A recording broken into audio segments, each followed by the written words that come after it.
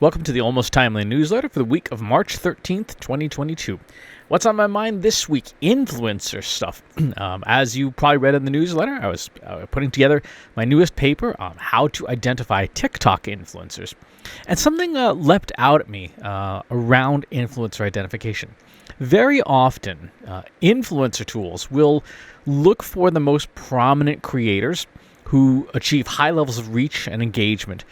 And, for the most part, most tools on the market today do an adequate job of this. However, what tends to happen is that prominent creators get highlighted the most, big audiences, right? Even if the specific topic isn't their area of specialty. For example, in the paper, I was looking at floral influencers, florists, and things like that. And there are plenty of big names to be found, but these were folks who made one or two videos of content about the subject, and the rest of their content had nothing to do with floral stuff, right? Somebody sent them a bouquet of flowers, and they shot a video of it, and it took off, thousands of views, but that's not what they're about. Now, that influencer's content may engage with that specific piece, but if the influencer in question is like a gaming influencer who happened to receive a floral bouquet for their birthday, then all things flowers are not something that their audience is deeply interested in.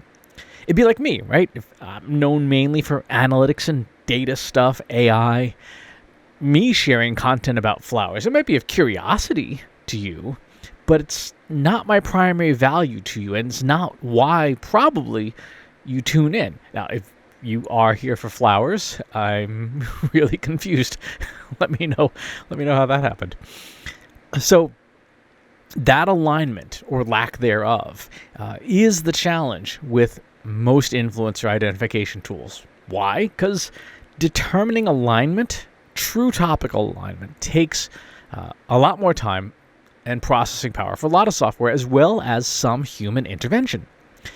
Here's an example from a code I wrote to do influencer identification. So for the topic of flowers, I talked to my friend Manon. She's a florist in southern France, to understand what words and phrases people would associate with all things florals, bouquets, arrangements, specific names of flowers, ranunculus and azalea and zinnia and daisies and roses and orchids and stuff, especially on TikTok. You can find a link to her TikTok channel in the newsletter. From there, I washed that whole list through an SEO tool to rank all these terms and find associated terms that we might have missed, high volume searches. Now, once I assembled that list, I built it into my software to do topical relevance scoring. Essentially, it just counts up the number of posts that an account has about that set of keywords and expresses it as a percentage. What percentage of posts does a given account have about all things floral? That's what we're trying to count. If it's only a few percentage points, then even though their content about flowers did well, that's probably not what their audience cares about. That's not why their audience is there. 2%, 5%, 10% of their posts are about that. When it's much larger, 50%, 60%, 70%, then the audience of that influencer is there for the topic in question.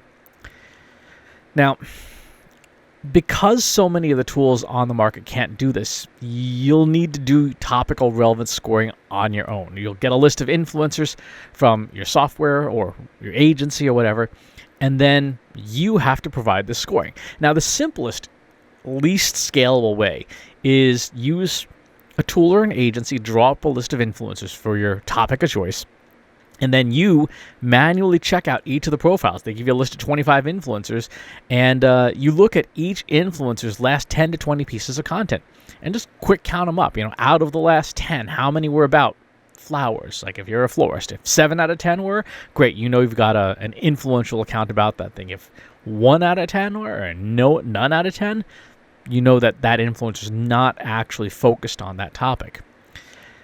If you only do influencer campaigns sparingly, this approach, it'll work. It will consume time and effort, but probably not be too burdensome. However, if you do influencer campaigns frequently, or are an influencer marketing agency or an influencer marketing software company, you definitely want to automate this process to deliver better, more relevant results. Really good influencer marketing is all about that topical alignment to not just find who's popular about a topic, but whose audience is expecting it. Also in the news this week, we've got a Data Diaries piece from the Trust Insights newsletter on sentiment analysis and how very careful I want you to be with it. Got some new classes. Got the TikTok paper, brand new white paper on how to identify TikTok influencers. About 20 some odd pages. Lots of examples in there. New jobs this week. We got a content strategist position at Salesforce, plus the growth associate at Musicasa, customer success manager at Analytica, digital analytics specialist at Rio Group, events marketing manager at Casa, plus plenty more. Be sure to check those out. Ads this week. Be sure you're checking out the Trust Insights newsletter. And of course, if you've got a few extra dollars, please donate to the Ukraine Humanitarian Fund to help Ukraine make its people as healthy as can be in lieu of everything that's happening there. Other stuff happening soon. Marketing Profs B2B Forum. We'll be speaking at that on content marketing analytics. So check that out. MACON, the marketing AI conference in August in Cleveland. Be there talking about exploratory data analysis. And the Marketing Profs B2B Forum in October here in Boston, where we'll be talking about private social media networks. So lots of stuff in the newsletter this week. Hope you get a chance to check it all out. Thanks for tuning in. I'll talk to you next week.